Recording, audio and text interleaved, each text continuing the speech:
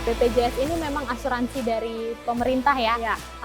Asuransi pemerintah yang memang kalau misalnya kita membutuhkan pelayanan kesehatan asal sesuai dengan prosedur BPJS, saya yakin sebenarnya pasti tercover.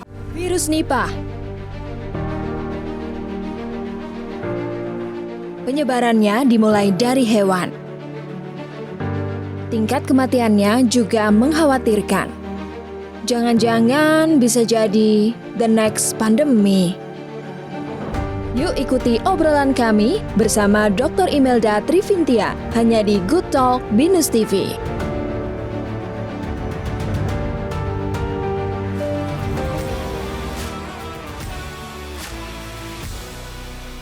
Halo Smart Viewers, balik lagi di Good Talk di Binus TV. Smart Viewers sudah mendengar yang namanya virus Nipah, virus yang ditemukan pada tahun 1998 sampai 1999 di Malaysia ini kini menjadi viral kembali karena ditemukannya kasus begitu ya di Kerala, India pada Agustus yang lalu. Nah, Smart Viewers, virus Nipah ini memiliki tingkat rata-rata angka kematian itu 40 hingga 75% dan menjadi salah satu public health concern juga nih. Kira-kira gimana nih cara kita mengantisipasi penyebaran virus itu jika semisal nanti menyebar? Tapi doanya sih semoga jangan sampai menyebar ya. Nah, telah hadir bersama kita di sini ada Dr. Imelda Trivintia. Halo, Dokter. Halo Anissa. Ya, akrabnya disapa Dr. Imel. Email aja. Apa kabar nih Dok hari ini? Baik, Anissa Baik. gimana? Apa kabar? Aku juga baik gitu. Semoga tetap terus baik dalam kondisi cuaca yang tidak menentu ini Dok ya. Iya. Nah, tadi seperti yang aku udah teaser dikit-dikit, kita akan ngebahas soal virus Nipah ini. Gimana cara mengantisipasinya, tapi tetap doanya jangan sampai ada ya Jangan Dok ya. sampai ada. Nah, untuk mengawali obrolan kita, nih bisa tolong Dokter Imel jelaskan apa sih itu Dok virus Nipah dan kira-kira gejalanya itu kayak gimana? Oke, jadi virus Nipah ini benar kata Anissa tadi ya, pertama kali sebenarnya dideteksi tahun 1998 di kampung Sungai Nipah di Malaysia, makanya dikasih nama virus Nipah. Nah, virus Nipah ini sebenarnya adalah emerging zoonotic atau virus yang penyebarannya itu dari hewan gitu. Oke. Jadi host alaminya itu sebenarnya kelelawar buah. Jadi mungkin sedikit pengenalan ya tentang emerging zoonotic, itu contoh paling gampangnya yang masyarakat awam pasti udah tahu, virus rabies gitu. Jadi orang digigit anjing kena rabies. Nah, ini juga kayak gitu. Jadi pembawa alaminya sebenarnya adalah si kelelawar buah. Jadi di tahun 1998 itu urin atau kotoran dari kelelawar buah itu jatuh di dekat ternak babi. Nah, kemudian menginfeksi ternak babi itu dengan si virus Nipah. Kemudian orang-orang yang kontak dengan babi itu baik dagingnya maupun kotoran atau urin dari virus babi yang sudah terinfeksi virus Nipah itu kemudian terinfeksi virus Nipah gitu. Jadi sedikit background virus Nipah sebenarnya kayak gitu. Nah, kalau untuk gejala awal mungkin ya Dok ya, kalau misal seseorang terpapar virus Nipah sendiri itu apa? Jadi sebenarnya semua jenis virus ya, sebenarnya gejala awalnya itu sangat sulit untuk dideteksi nih Anissa. Jadi untuk semua penyakit virus, entah itu H1N1 yang zaman dulu pernah ngetren juga ya, terus COVID-19 yang pandeminya baru kita selesai alami, gejala awalnya itu sebenarnya flu-like illness. Jadi gejala awalnya biasanya ya demam mendadak tinggi, batuk tapi tidak terlalu produktif, kemudian nyeri otot, nyeri tulang, kemudian pusing. Nah, cuman untuk virus Nipah ini biasanya pada beberapa hari kemudian akan bisa menimbulkan gejala pernafasan yang berat. Nah, 40-75% tadi Anissa udah ngomong ya, case fatality rate-nya segitu. Jadi gejala pernafasan berat bisa sampai batuk-batuk, sesak nafas, dan yang cukup sering pada pasien-pasien dengan virus Nipah ya, infeksi virus Nipah yang pada infeksi COVID-19 tidak dialami adalah gejala susunan saraf pusat atau gejala ensefalitis. Ensefalitis itu radang otak ya, jadi biasanya pasien-pasien yang terinfeksi virus Nipah dengan komplikasi ensefalitis itu bisa mengalami hingga kejang-kejang, penurunan kesadaran, koma hingga fatal gitu. Nah, Nah, Dok, ini yang jadi concern juga masyarakat Indonesia nih. Ada ketakutan mungkin ya dalam tanda kutip nih. Akankah penyebaran virus Nipah ini sama seperti penyebaran COVID-19 yang kemarin, Dok? Oke, jadi sebenarnya kekhawatiran masyarakat ini mungkin beralasan karena kemarin kan kita habis trauma pandemi 2019 sampai statusnya endemi berkurang pada 2023 ya. Jadi seneng banget teman-teman dari BINUS ngajakin ngobrol-ngobrol tentang ini, tandanya awareness masyarakat tentang virus yang ada itu udah cukup baik gitu. Cuman sikap kita seharusnya adalah waspada, bukan cemas atau khawatir gitu ya. Jadi virus yang terdeteksi baru itu memang banyak.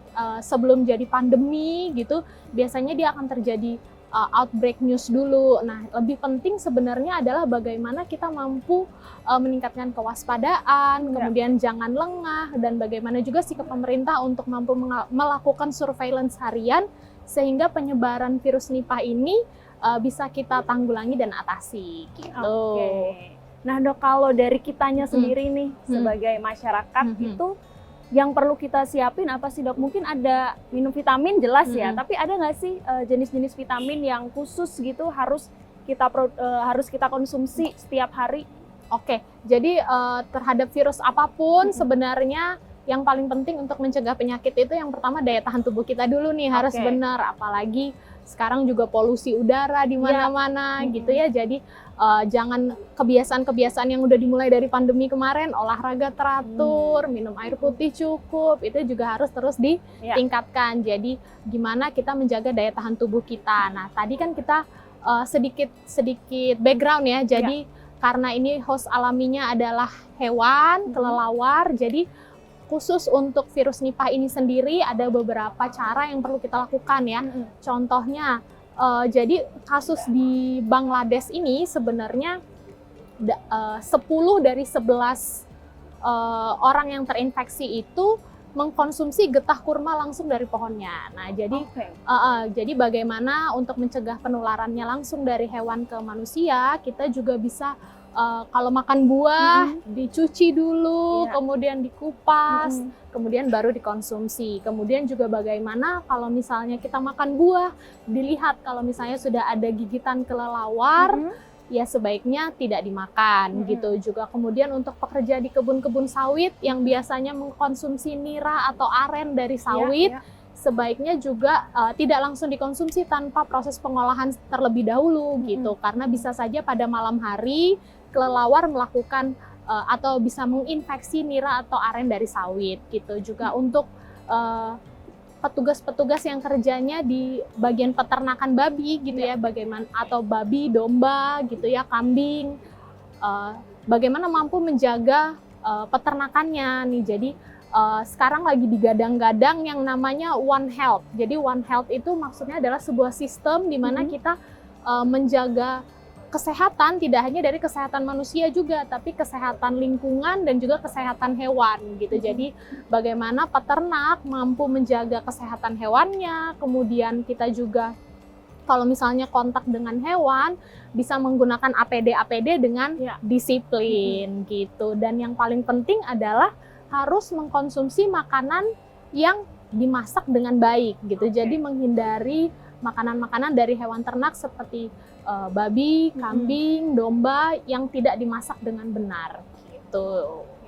Nah, itu dari Smart Viewers. Jadi kesehatan masyarakat ini tanggung jawab kita bersama ya, Dok ya. Tanggung jawab kita bersama. Nggak boleh berat sebelah gitu, nggak boleh malas-malasan juga nih after pandemi gitu. Biasanya agak lengah nih ya kan. Merasa pandemi COVID-19 udah kelar gitu, terus kebiasaan yang bagus malah justru ditinggalin. Iya, karena sebenarnya tantangannya gimana virus-virus ini baru muncul, tapi kita tetap sehat dan tetap bisa produktif gitu. Nah, Dok, ini kalau semisal nanti ke depannya ada gejala, tapi kita berdoanya semoga tidak menyebar di Indonesia ya.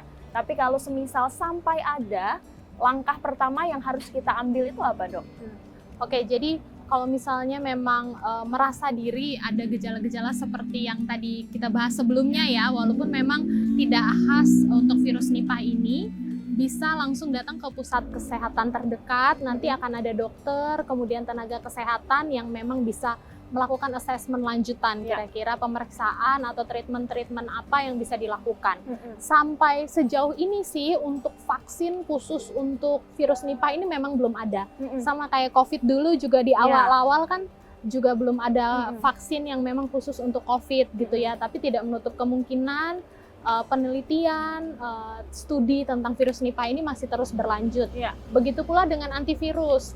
Antivirus khusus untuk menangani virus Nipah ini juga belum ada gitu ya. Jadi masih akan terus ada studi. Jadi sementara treatment-treatment yang kita berikan sifatnya suportif gitu. Oke. Nah, ini pertanyaan yang cukup sering ditanyakan sama masyarakat nih, Dok. Iya kan? Kalau semisal sudah terlanjur sakit gitu, apakah BPJS ini bisa mengcover kasus tersebut? Oke, jadi BPJS ini memang asuransi dari pemerintah ya. Asuransi pemerintah yang memang kalau misalnya kita membutuhkan pelayanan kesehatan asal sesuai dengan prosedur BPJS, saya yakin sebenarnya pasti tercover gitu ya. Jadi kalau memang ada gejala emergency misalnya demam tinggi, kemudian batuk produktif, sesak napas, datanglah ke IGD gitu ya. Tapi kalau misalnya gejalanya belum berat, mungkin bisa datang ke fasilitas atau klinik-klinik primer yang ada gitu, yang bekerja sama dengan BPJS tentunya ya. Nah, sampai sejauh ini karena statusnya belum wabah, jadi atau KLB harusnya masih tercover oleh BPJS gitu ya. Oke. Nah, ini pertanyaan terakhir nih sebagai penutup juga nih, Dok. Dari Dokter Imelda mungkin ada pesan khusus untuk masyarakat dan smart viewers nih agar menjaga kondisi badan kita gitu supaya terhindar dari virus Nipah ataupun virus-virus lain, Dok. Boleh disampaikan. Jadi buat para smart viewers yang menyaksikan tayangan hari ini, jadi yang paling penting sebenarnya adalah bagaimana kita mampu meningkatkan daya tahan tubuh kita. Jadi jangan tinggalkan perilaku hidup bersih dan sehat, kemudian makan makanan yang gizi sehat seimbang, kemudian tetap menjaga dan memastikan kita tetap melakukan olahraga, kemudian tetap produktif, dan juga kalau misalnya saya merasa kayaknya ada sesuatu yang salah atau saya sepertinya merasakan gejala-gejala tertentu yang mengarah ke arah sakit virus atau sakit apapun itu, jangan ragu untuk segera hubungi fasilitas kesehatan terdekat agar apapun treatment yang teman-teman smart viewer semua terima adalah treatment yang tepat dan sesuai dengan kondisi yang teman-teman rasakan sekarang. Wow, gitu. Yang terpenting adalah menjaga daya tahan tubuh ya. Gitu. Hindari juga stres. Hindari stres, stay positif untuk keberlangsungan hidup kita ke depannya juga. Dan untuk Dokter Imel, terima kasih banyak sudah sharing di episode kali ini. Gitu. Semoga smart viewers bisa tercerahkan. Gitu. Amin. Dan sampai jumpa lagi mungkin di kesempatan yang berikutnya, Dokter Imel. Mungkin kita akan bisa ngebahas lagi tentang topik-topik lainnya ya. Kita akan balik lagi main di Bogor lagi. Terima kasih Dokter Imel sekali lagi. Sama-sama Anissa, terima kasih. Salam sehat semua untuk para smart viewers di rumah. Salam sehat nih smart viewers. Dan untuk kalian smart viewers yang mau mungkin ngebahas topik lainnya, boleh langsung komen aja gitu. Jangan lupa like video ini, subscribe YouTube channel Binus TV, dan sampai jumpa di episode berikutnya. Bye-bye.